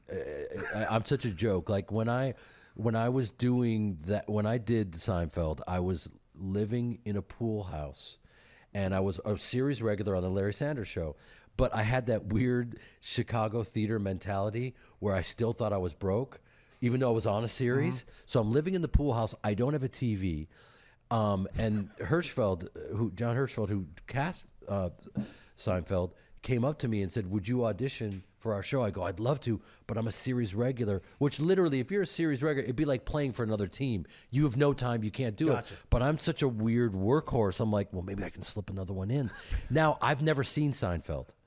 I'd never seen the show, and they were like, "Okay, it's George." I go, "Who's George?" And they go, "It's played by Jason Alexander." I go, "Oh, I know Jason from The Lot. He's a great guy." So I went into this audition to play George Costanza, having never seen Seinfeld, and so I played Jason Alexander from my conversations with him. And they go, I did my audition. They're like, "Oh my God, you must be a huge fan of the show." I was like, "Yes, I am." I have never seen it. And I went and did the show, and it was better because, listen, they were the Beatles. I had no idea. They were just, Jerry was cool. They were all just really cool to me. I was like, man, this is an awesome show, not knowing what show I was on. Yeah, potentially biggest show of all time. Yeah, absolutely. And Now he's driving around in cars talking to people just because he's made $1 billion doing that. Yeah, but I mean, talk about a guy living his dream. Oh, yeah. The guy loves cars, and he just talks to his friends, hangs out. That guy is living the dream. And by the way, he tours the country like no one else. He's the number one grossing stand-up in the world. Still. I did not know that. Close to $60 million a year just from stand-up. That's Jerry Seinfeld. He's killing the game. Well, they say get on the cab, you get in the cab. They don't say you on the train, you get in the train. $60 million. It's amazing. He's killing the game. He's a scientist. He's brilliant. People love him. I mean, they should study his DNA. He's really crushing the game. That Comedians in Cars Getting Coffee is captivating. I'll watch every single one that they'll put out. It's captivating. Oh, absolutely. And it's the most basic thing of all time. Right, it's the best. Yeah, it is. It's incredible. Yeah, but I mean, you're killing the game as well. Here's my question for you: when I see you on ESPN, are you just flying to New York and doing it and coming right back? What are you doing? Yeah, so Sundays we fly to New York. I do Get Up in the Morning with Greeny, which is awesome. Then we do our live show from World Trade. Mm-hmm. We do this show from World Trade. Then we hop on a plane, fly back, and then Tuesday night I have to fly to wherever the Thursday night game is, which was this week. It was in Stanford, California, so we had to fly to San Francisco because there was only a studio in San Fran. Drive to Palo Alto, and then we just flew back, landed this morning 5:30. Do you have a secret, or you're just an animal? I'm on some juice right now. I mean, that's probably helping. What kind of juice are you on, if you don't mind me asking? I just want the GNC and said, give me everything. Okay. I said, give me the stuff in the back, too. And they're like, you got it, pal. Some meathead just wandered out from the back, little mongoloid-looking fella. Okay. And he just handed me everything. All right, so you got a little testosterone boost? What are you doing? Yeah. Okay. That's exactly I what hate it to is. go deep with you right now. Yeah, it's real. Okay. And by the way, I had never used any of that stuff. I was scared to use supplements in the NFL because I was like, if it's not broke, don't fix it guy. Right. I was very much a bad body, upper body guy, too. I had a lot of pizza, a lot of wings. I looked bad. But the cannon down below, I could launch a football. Right. So, like, a lot of supplements, people were getting tagged for failed tests and stuff like that. I was like, well, I can still kick a ball far. And to be honest, my body looks terrible. I don't need that anyways. I'll just keep kicking. No one's testing you because they looked at your body. No. I always said look that. Look at Roger Federer. He's not on the juice. No. Right? But he's killing the game. So you were good in that way. Yeah, and then when I retired, the conversation is always like, man, when I retire, I'm going to get on everything. Yeah. Like, that's the conversation in the locker room. They're like, man, when we get out of here and they're not testing, I'm going to eat everything that they could possibly give us. Right. And I did that. I'm currently doing that. It does feel pretty good. I mean, I'm running on about 2.5 hours of sleep. I don't know how you do it because I just broke down because I finished this movie 6-day weeks, 14-hour days. What's the movie? Is it good? I hope so, man. It's about these Philly guys, got the Peter Pan syndrome. I get out. I'm living the dream. Mm-hmm. I go back home. Everyone's busting my balls for going to an Ivy League school and evolving and whatnot. And it's called Crabs in a Bucket, which is a metaphor for like when you put a bunch of crabs in a bucket, they try to crawl out and everyone keeps bringing you back down. Oh, yeah, hey, that's deep. Yeah, it is deep. And it's an incredible cast, and we were, crushing it. So I jump on a plane and I come here, and I've got no sleep like you, and it just hit me. So I'm not on testosterone. I'm not on any of that stuff. I would tell you if I was, but I need something because I feel like I'm breaking down. Well, I feel like out there in Hollywood, you guys love the cocaine. I think that is. You know what? I would do it, but I just can't. My body can't handle anything. Mm-hmm. I have to be healthy because that's the only way that I can I forgot thrive. you're 70 too. I'm a 74-year-old man. I also drinks a lot of black teas. I drink. Yeah, I'm. There you go. My body's not tough enough for coffee. I crash too hard with coffee. Okay. I literally become a sack of bones, a sack of crap. If I do coffee, I just crash. Okay. So I just house these iced tea things from Starbucks. We've been investing in them so hard. They haven't shown us a single ounce of love back. They don't need you, man. Starbucks doesn't need you. They don't need anybody. No. You know why? Because this is so good. It is so good. I just house them all day. A little black tea, okay. How'd you get into stand-up as your first love? What's your style?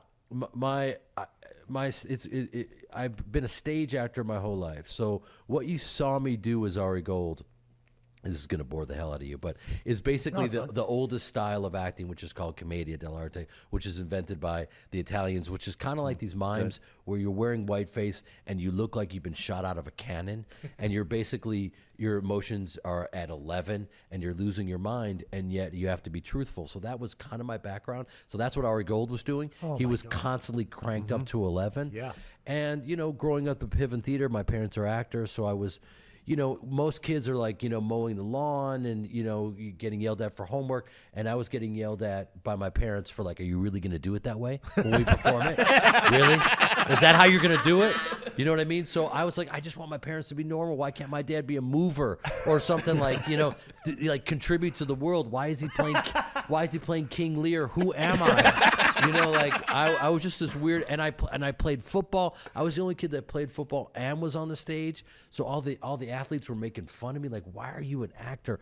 And then when they start seeing you in things, then they're like, oh, okay, now it makes sense. But I was this weird hybrid. So what was really great for me is I got to hang out with so many different types of people, and that's what's so great was and then I did Second City with Chris Farley and sketch comedy, and that you're writing on your feet. So my background is, an improvisational sketch, trained actor that also went to the National Theatre of Great Britain and studied Shakespeare and whatever. No big deal. Yeah, so I've been at it. Is that easy to get into? No. No. That's like a top 10 school for football, like in the acting world. It's actually very surreal because, they accept about 50 people a year, so it's very strange. So you go and you audition and you listen. I just figured I learned early. How old were you? How old am I? How old were you when you went to the? 21 when I went over to study Shakespeare there, and then I went to NYU, and then that's a program as well. So with me, I just figured if I attack my weaknesses, and my one weakness then that I saw glaringly was Shakespeare. So I attacked it. And I just figured if I'm pretty well rounded. And what's so funny is I'm talking to you guys about this.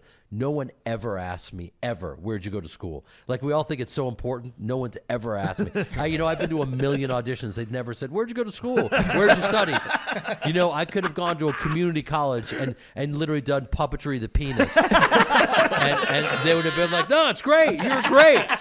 You know what I mean? My background didn't matter, but to play Ari Gold, I needed to have been grinding for decades in order to play a character that's over the top, but that's also truthful, Mm-hmm. And so, it was my honor to do that stuff. And now with stand-up, it's the one arena that I haven't done. And I just figured, look, here's the reality. In real time, when I get out there, they're all giving me a standing ovation when I walk out. And the trick is, can I get them doing it when I leave? And that's my goal, because mostly you see guys that from other arenas, and then it's it's hard to deliver, because a club owner said to me, are you okay disappointing the audience? And I was like, what? He goes, because they have a standard for you. They know you from your work, as an actor, and you're going to get up there doing stand-up and you're going to disappoint them. I said, listen, I don't want to waste anyone's time. If I'm not exceeding expectations, I'm losing. So when I get up there, I want to just lose my mind for an hour and just crush it as hard as I possibly can. And that's my job. It's my honor. And I'm constantly taking notes, talking to other stand-ups. And I take it very seriously because as an actor, you have to honor the space you occupy because other guys want to be there. You know what I mean? And so it's an honor to be there, and so I got to deliver and get better. Well, I'm not sure how many people want to be on that couch you're on, but it's 11:23, and you've done an incredible job there. We got to get to a break. We've missed it by like 8 minutes. I'm sure we'll get a text about that. This is incredibly fascinating, by the way. This is some of the most enlightening stuff I've ever been part of. I feel like I know a little bit about everything, so I can have a conversation about anything. Yeah, no, you're good at what you do. That's no, because you know, and you're also curious. Yes. Most people aren't curious. It's like enough about me, more about me. And you're not like that. Well, speaking of that, I have a great show. I have a great show. It's been a great hour and 24 minutes here. Can't wait to wrap it up here. If you're in a town where Jeremy Piven is doing comedy, let's just assume it's going to be incredible. The guy studied Shakespeare because it was a weakness. I have no idea what that even means. Okay, Jeremy-Piven.com for all my dates. I mean, that is a terrible website name. We have to change that. Okay, no, we're going to figure that out. But I'm going to be in Spokane, Washington, at the Spokane Comedy Club. All right, kids? And then off-Broadway at Lexington. And then I'm going to be doing bar mitzvahs and colleges. 11:24, this is the Pat McAfee.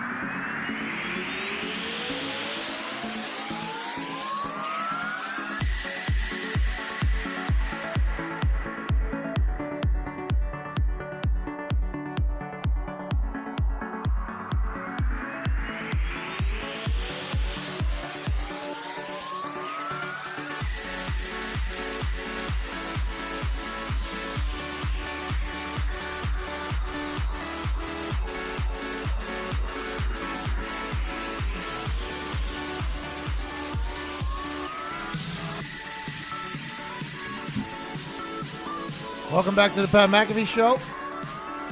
Jeremy Piven had to bounce. Gave us a great 24 minutes there, though. Great. I don't think I've ever learned that much about the world of acting. The Piven Theater, I probably should have known that, him coming in here. His parents own a theater company. He was literally doing that. Probably should have been a little bit more research. I figured I could just wing it with my knowledge of Entourage. When would you have time? I mean, I was genuinely, when he showed up in my DMs, was like, hey, I'm in Indy. You want? I was like, pfft. This is the guy that basically shaped what we got going on right now? Yeah, I am 100% in. Thankful to him for coming by. People have said a lot of things about Jeremy Piven. Like, not a lot of people have said a lot of things, but some people say some negative things about him, which I would assume happens in a lot of situations where you run into somebody you idolize, and that can be disappointing.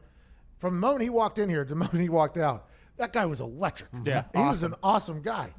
I had no idea he was that old, though. I mean, he's old. Because he looks so young. He's very vain, he said. By the way, great sports talk show here.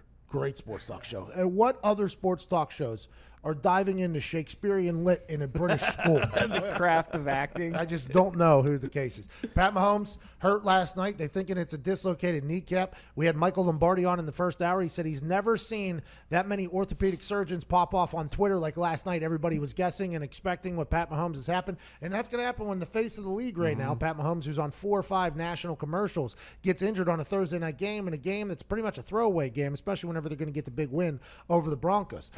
Oh, Swallowed a bug? I think I just did. I think I just swallowed a bug.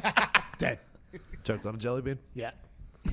Guy got me right there. That was a wild scene right there, man. I didn't think I was going to make it through. I thought that was my last breath. My last word was going to be talking about Pat Mahomes being hurt and it not being good for the NFL, because he is the face of the NFL right now.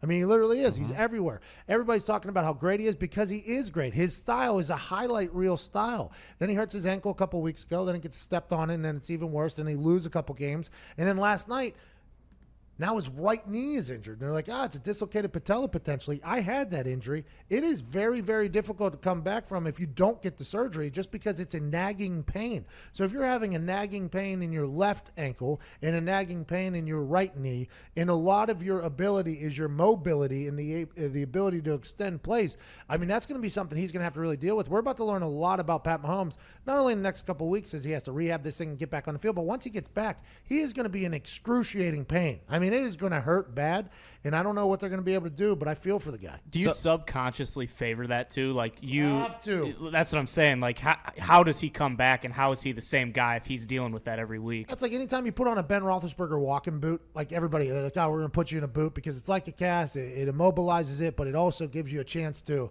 be mobile and move and not be just like put up in crutches or anything like that.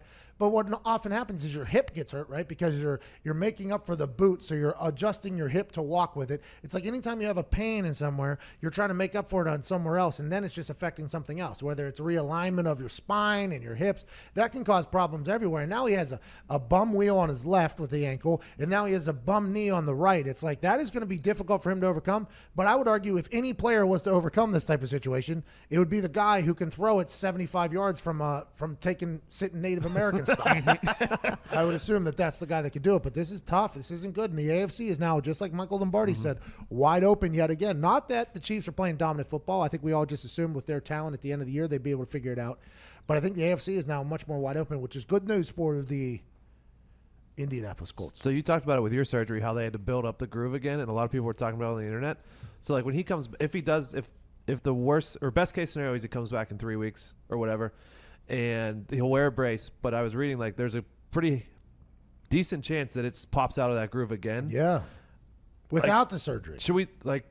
Is there a chance of more damage there? Like, should the Chiefs think about sitting him down and think about the future, or do you worry about this year? I have no idea. Nobody knows what actually happened. With me, the patella busted out of the groove. It kind of it banged up the right side of the groove, so it was just bouncing around on the outside of my knee, basically. We didn't know it was a fully dislocated kneecap. We knew that my kneecap and patella looked like it was in a weird place, but we didn't fully know until after when I got the MRI. And when the Dr. Clotwhite here in Indianapolis, Indiana, great surgeon, by the way. He's done 3 surgeries for me. He just doesn't have that big of a notable name, but he's done an incredible job. He looked at me, and I told him at this point I was already retiring, right? I skipped the Pro Bowl because of how bad my knee hurt every time I kicked the ball. And if I was going to play in a Pro Bowl, I wanted to be good, so I'd have to train for another couple weeks. And every time I could train, I couldn't walk because every time I kicked with the dislocated kneecap, it was aggravated so hard I couldn't walk. I was a little, I don't want to say bedridden, but I basically was. I was just laying down. Anytime I had to kick, I would just go home and I'd lay in my bed and ice that thing because it hurt so bad because my kneecap was bouncing around on the outside. But he looked at me and he said, are you retirement real? Or are you thinking you come back? I was like, I'm about done with it for at least for the near future. So at least a year or two, I am definitely out. My mind has been made up. He was like, okay, well, there's 2 different surgeries we can do for you here. We can either build that thing up if you're planning on coming back, or we can just make it a standard. And I was like, well, I don't think I'm going to come back. He was like, okay, does the surgery. Afterwards, he said, hey, you're good to come back, by the way. We went ahead and did it.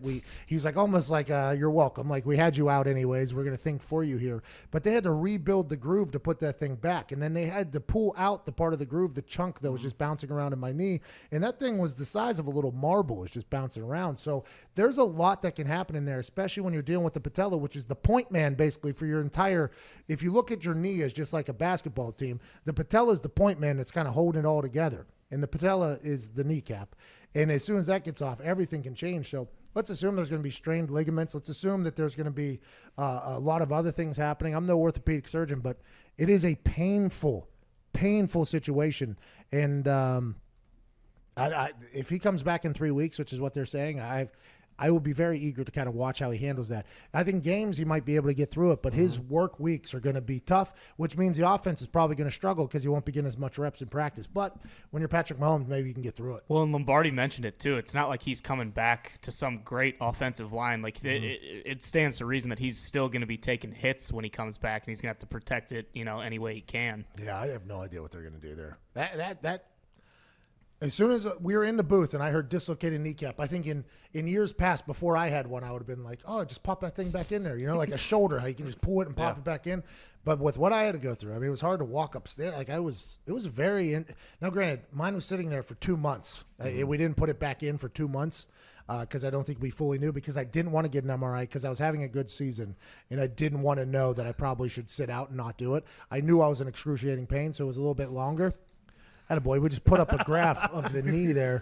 The patella's right on top there. Then you got the femur linking up to the tibia and the fibula. I mean, there's a lot. Nope, that's in your elbow. Not mine. 11:36. We'll get some calls on the other side. Garrett, Jared, and Jake. We'll wrap up this incredible Friday. We'll give you some locks for the weekend. I haven't heard any of the lines yet. Diggs has not told me any of the lines yet, so I don't know if I'll be busting out the hammer. But remember, when I bust out this hammer, that the mime's almost broke in hour 1, put the mortgage on something. I got 5 marquee, quote-unquote marquee games for you to go through. All right, so a couple phone calls, a couple locks, and then we'll launch you into the best weekend of your life. You're listening to the Pat McAfee Show. Good beach out there, Frankie.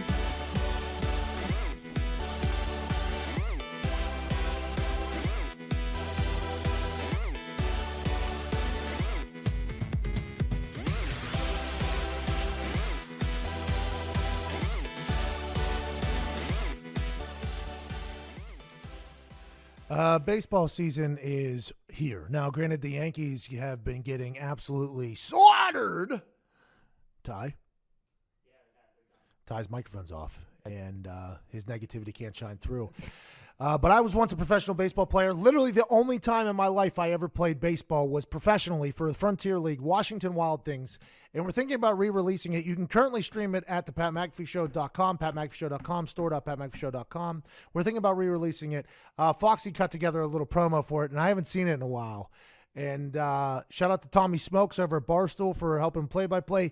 Diggs, Todd, Foxy, Nick, Ty, everybody that was involved in that. Sean Latham was there. I mean, it was a hell of a night in the park, and I learned a lot about the baseball quickly. Oh, shit. Hey, Steven, fuck you. Don't cut. And it is off the wall. Don't cut. This is a good at-bat. Hey, nice pitch. I think I just pulled a hammy. Hey. Back. Hey, fuck you, Steven. What inning? Top of the second. Jesus. Here comes McAfee. I saw that thing jumping out of the glove. Hey. What was that? Would have been nice to take a nap earlier. Another throw. Get back. First. He's going back on it now, coming over the center fielder. Harris makes the catch. Cousin. James. What was that? And the catcher goes, I had to give you one. 1-1 pitch. Let's go. Line drive. Right Son of a at bitch. the This is a good at-bat. Oh, in my head, it was like, oh, yeah, you're going to drop this for sure. What the fuck are you even doing here? Why'd we sign up for this? What's going on? It all comes down to this. My last at-bat. Hey, I'm going to get on. You bring me home. This is your life on the line, fucker. Let me tell you something. You're going to take an L, okay? You're going to take one. So I think that the close your eyes and swing method is perfect for you. Oh, this is hardball. Oh, yeah. Oh, my God. Oh, my God. Jesus. You have no prayer. Number 1, right fielder, McAfee.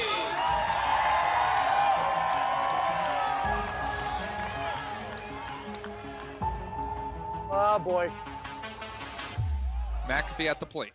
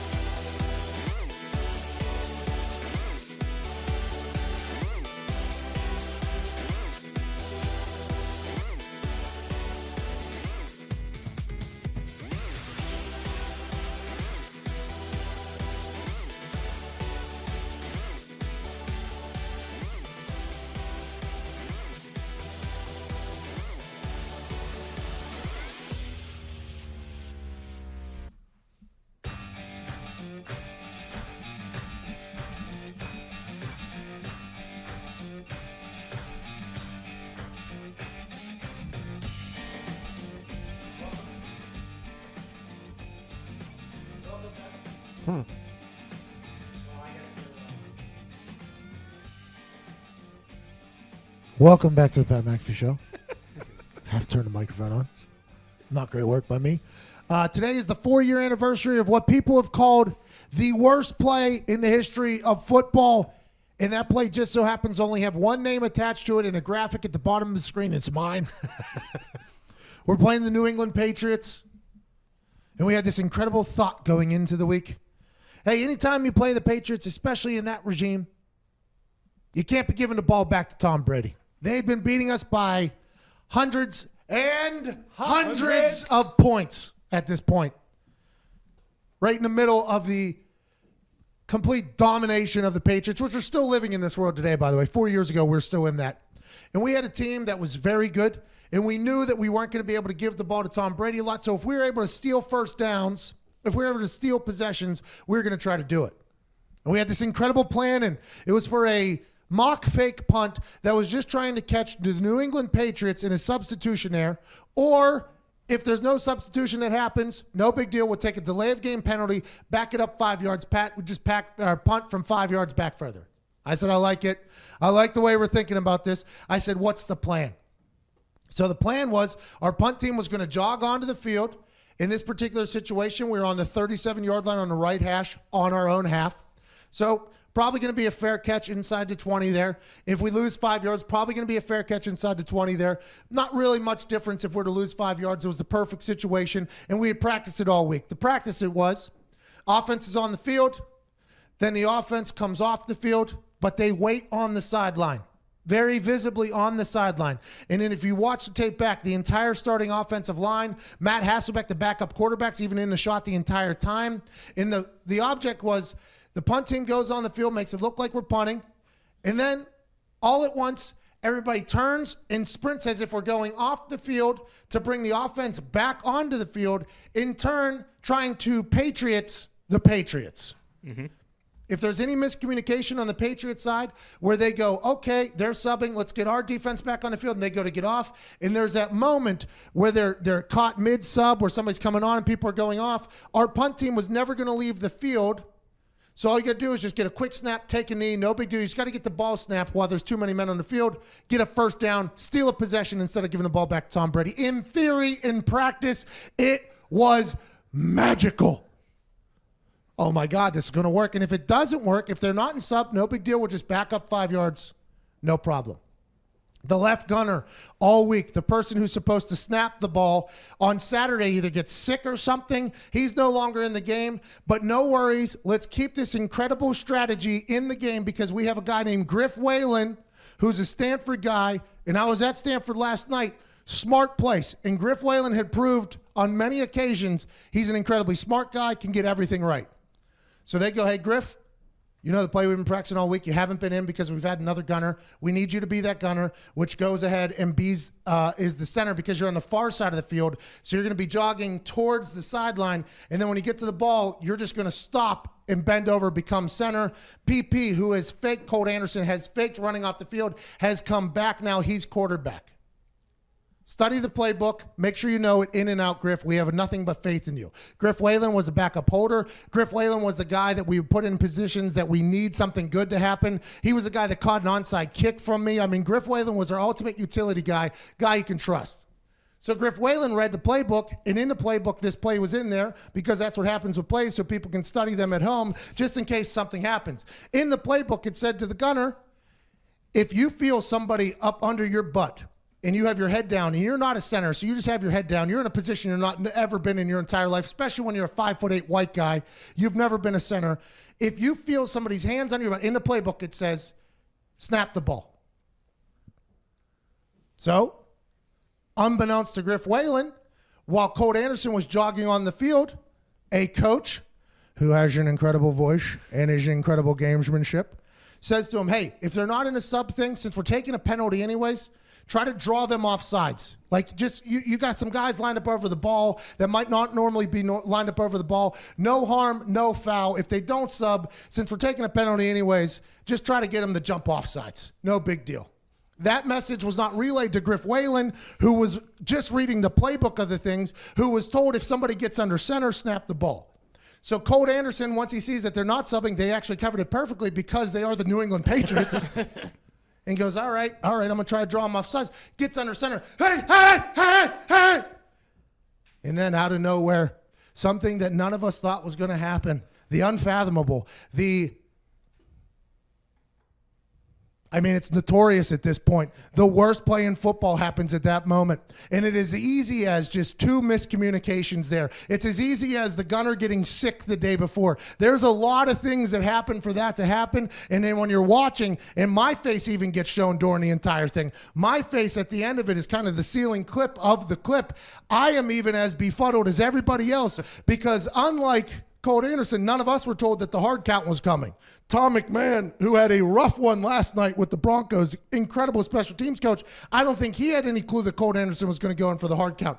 So Tom McMahon, Colt Anderson, both from Montana, I think Tom McMahon wanted to fight Colt Anderson like as that was happening. He's like, and Colt's like, wait a minute. I was just trying to draw him off sides, trying to make a play. And now, whenever you're trying to make a play, trying to out-Patriots the Patriot, if that play works, we're talking about on a complete other side. You remember that one time the Colts outsmarted the New England Patriots? But instead, the complete opposite has happened, where it is known as the worst football play in history.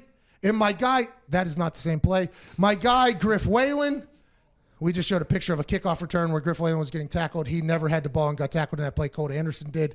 Griff Whalen is now known as the worst center in NFL history. Colt Anderson has 1 quarterback snap, and it's for a 3-yard loss on a turnover on downs, and my name will forever be attached to it. And it's a moment I think we can all learn from. If you're going to communicate, make sure we talk to everybody.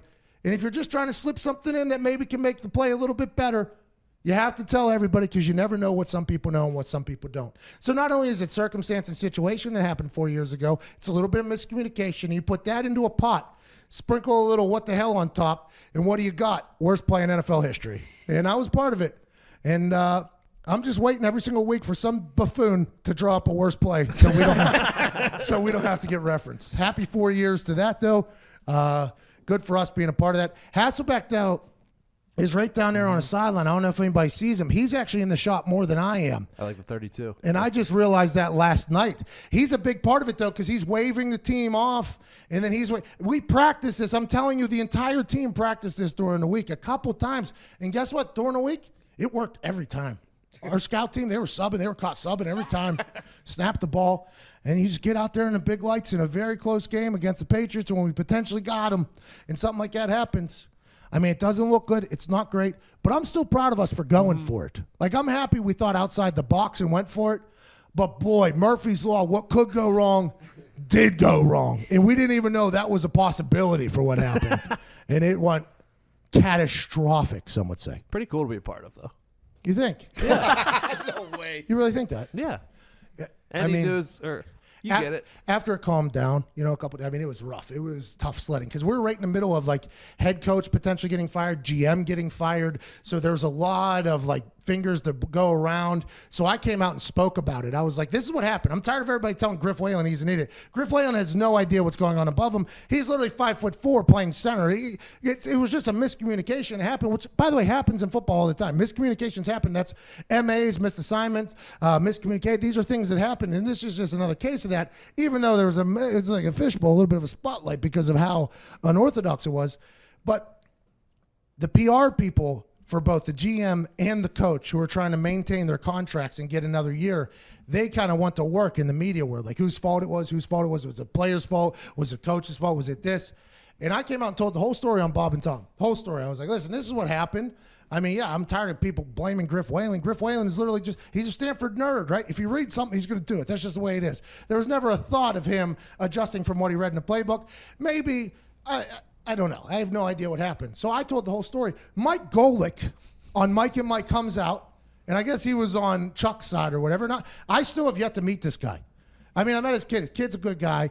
But I'll tell you a guy that was public enemy for number one for a while was Mike Golick, because he was on Mike and Mike or Golic and Wingo, whatever show it was at the time. And he was like, the punter should never speak. Why are we taking anything serious? And that got back to me, by the way. And I'm like, what? I stuck up for my teammate who was getting death threats from people and calling the worst football. A guy who's been cut 15 times. A guy who's just trying to make it at this point. Granted, he's a Stanford grad. He's going to do well. But this is not a guy that's like a high-end superstar in the NFL. We're just going to pile on this guy even though I know it's not his fault. No, that's not the type of teammate I am. And by the way, I don't have much of a filter. So if something's coming, it's coming. Mike Golic says, well, this punter shouldn't talk or anything like that. I was like, okay, Mike Golic, that's cool. Every single weekend of a home game, I would give away 4 tickets. And that was before Twitter changed their algorithm. I was able to trend worldwide a hashtag anytime I wanted with those tickets. I would do an ungoogleable question. I would make a hilarious hashtag, and I would get boom, boom, boom. We'd be trending worldwide. I'd get Japanese people tweet me with the hashtag. What is the temperature of my hotel room to the 10th degree? Please use hashtag Patty Likes It Hot. And all of a sudden, hashtag Patty Likes It Hot would be trending worldwide. I'd have Spanish answers and everything like that in like 20, 30 minutes. It happened every single weekend. My mom's favorite food I had one time, and it was like Sally Likes, hashtag Sally Likes, blah, blah, blah. And I would have people like, who the hell's Sally? Who cares? Like in Japanese, I'd be translating it. It was awesome. That weekend, I was going to have hashtag RIP Mike Golic. So I was going to have somebody answer an ungoogleable question for 4 tickets to the game. I think I was going to even up to like field passes, so we got even more answers. And I was going to have that must-use hashtag RIP Mike Golic. And I was going to have that thing trending worldwide. And Mike Golic was going to have to come out and say, I'm not dead. I am not dead. This is all because of Pat McAfee, the punter I said shouldn't talk. And the Colts PR got a hold of it. They heard about it because there was quite a buzz around the facility. They're like, oh, you hear what McAfee's doing? It's like one of the best things of all time.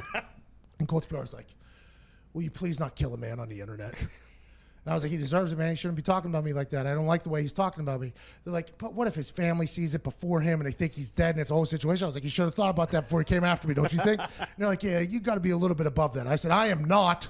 I want to let you know I am not. And then the PR guy even gave me like I'm probably going to get fired if you do this. I'm like, don't you? So I didn't do it. But that was one of the only things I really have regretted in my entire career is not doing that, to make him have to come out and be like, oh, by the way, I'm alive. I'm not dead. That would have been a massive moment. I think that might be why Twitter has changed the algorithm, by the way. Strictly because of that. Probably. So that's the entire story of the worst football play in NFL history. Awesome. 11:54. I hope you enjoyed it. Happy 4 years to that. Congrats to Golic still being alive. By the way, bygones are bygones. I assume he's a good guy, but in that particular moment, I'm a bit of spiteful guy. I like the chips on the shoulder, and he added quite a big one. And I was like, well, if he's going to fire shots at me, I should just kill him. I should just kill the guy. 11:55. It's been an incredible week. Shout out to Jeremy Piven and Corey Graves for stopping by, and all of our incredible guests this week. This has been a fun week. Thanks to San Francisco 107.7. The Bone. Thanks to Don in Culver City. Thanks to everybody at Westwood One, DAZN. Thanks to the boys here for making this happen behind the scenes. I don't say it enough. I appreciate you guys. Another incredible week for us. We're living a dream. We have no idea why you're listening or watching, but we thankfully you do. Have the best weekend of your life. This has been the Pat McAfee Show. Cheers.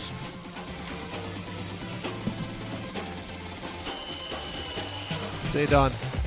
Thank you, Don. Thank you, Don, so much, brother. Hey, Don, you enjoy our show, huh?